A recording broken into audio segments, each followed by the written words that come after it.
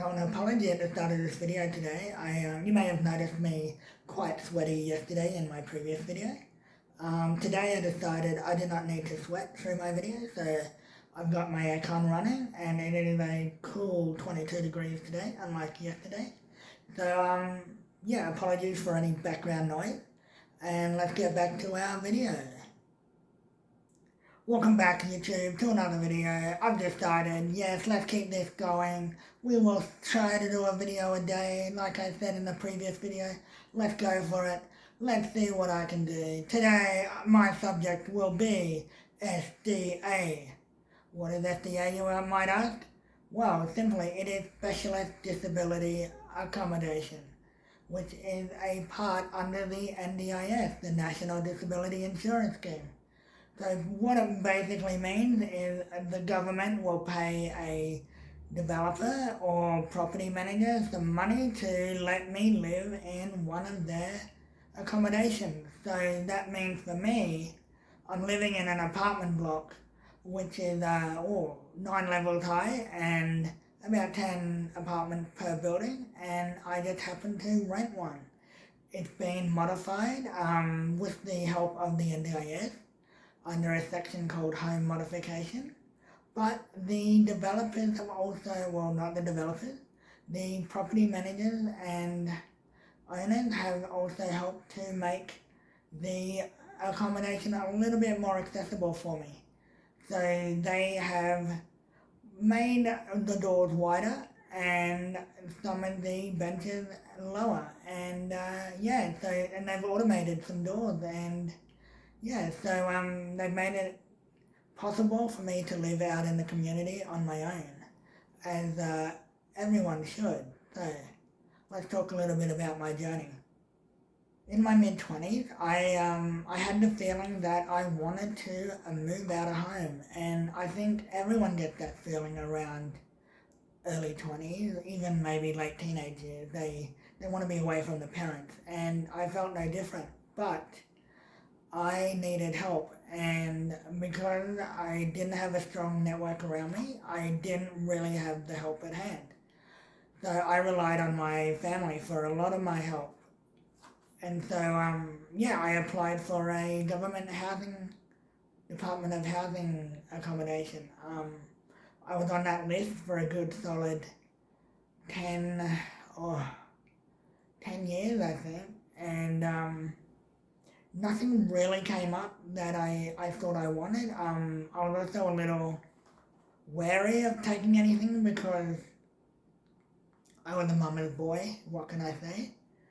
But at the same time, I did not feel comfortable that I would have the support around me to let me reach a level of independence that I had wanted. So I never took any accommodations. So even though I was on the list, and they kept me at the top of the list, I never actually took anything because I just didn't feel like anything was right for me. So, a couple of years ago, let's say 2011, 2012, a private company that I was involved with, the disability company, they started in the process of developing towards accommodation. They started heading in that direction, and so my name was put forward as a test case, and through that, my name actually got put in as a possible client, and I was successful in late 2012, I think, or 2013. They had the funds to build a house for as a test case maybe, for a group home. And so it would still provide independence, but it was a way of moving out of a family home when you had no other real means to. So I was successful in that, and that happened in late 2014. And that is where I stayed until late last year, 2020, around late September. So I was 1 month shy of our 6-year anniversary of staying in that property, but I took this new opportunity and I had to take it. And yeah, but before that, another property, so that group home was not FDA, but it was something entirely different, pre-NDIS. But it would eventually get rolled into the NDIS model. So it's really no different to what you might expect under an NDIS group home now. So anyway, around late 2017, 2018, I heard about the SDA, Specialist Disability Accommodation, becoming a thing, and it was coming to Brisbane. So I reached out to one of the companies, and I put my name down with a couple of companies, and one of them, one of the more prominent ones, they got back and said they were doing something, and so I looked into that. It seemed like a really good opportunity because it was actually going to be built near my childhood home, and I thought it would be a good idea to move back to my old stomping ground and reconnect with family and whatnot. So the place got built and I had my name in and I was successful and yeah, so I went and had a look at it and my first gut feeling was it's not right for me. I think a lot of people with disability would tell you that not only do we carry a lot of emotional baggage, we actually carry a lot of physical baggage, and that comes in the form of wheelchairs and other medical equipment. So this property was a 1-bedroom apartment, and while the location was great and it was a new property, I just felt like my equipment and whatnot had already outgrown the place before I even took up residence. For a long time I struggled with the decision of taking the property or not taking the property, and I struggled after I made the decision too, and I think in the long run I made the right decision. I think where I am is far better and it fits my need more, and I think it's somewhere I could be for quite a while, and so I think I made the right choice then and for now. So with this current property, it came up around late 2018, maybe mid 2019. So there was quite a delay. Actually 2019 it might have came up.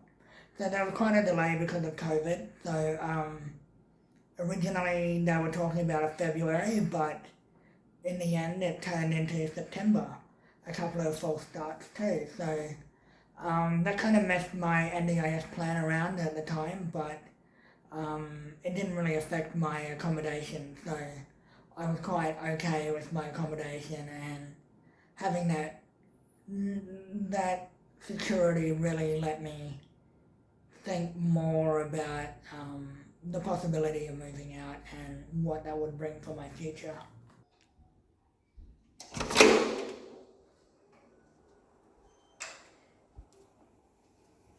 Welcome to my home. So this is the kitchen and dining room combo. That's my TV in the lovely background. This is a walkway onto the balcony outside. You won't see it today. This is bedroom number 2, my office space. And we're heading now towards the main bedroom where all the action happens. And by action I mean sleep. So this bed was supplied by the NDIS and it is great. So out of the bedroom and into the bathroom. And so that's my lovely bathroom and that's my shower chair. Very useful. And back out into the kitchen area, and that is my laundry on the left. And that's a run through of my house. One thing now that I'm very passionate about is advocacy for not only myself but for others. I like the most is made out of the NDIS. I recently was on an advisory group for a FDA development. We advised on what the apartments should have in them and what kind of maybe common area might be needed, or what a good access to the building might look like. So yeah, well, I did that, and hopefully when they build that, they will take what we said on board and really put some of that strategy in place. Because I think who better to really build something than someone who might want to live there, you know. It's all well and good for an architect or developer to have ideas, but if they're not going to live there, they're not going to understand the basic needs of the tenant. So yeah, I look forward to that place being built. If you have any questions about SDA, or maybe you are someone who is thinking about moving into an SDA development, just yeah, go have a look at the NDIUS website, and then go have a look at some of the SDA companies around and what they're offering. Don't be afraid to say no to a property. Like, you will not be penalised. You can say no a million times, because this program is all about you and what your needs are, not filling a gap. So don't worry about saying no to any offers you may receive, because in this space there are plenty more buildings coming up, and there will be something that's right for you and right for your family.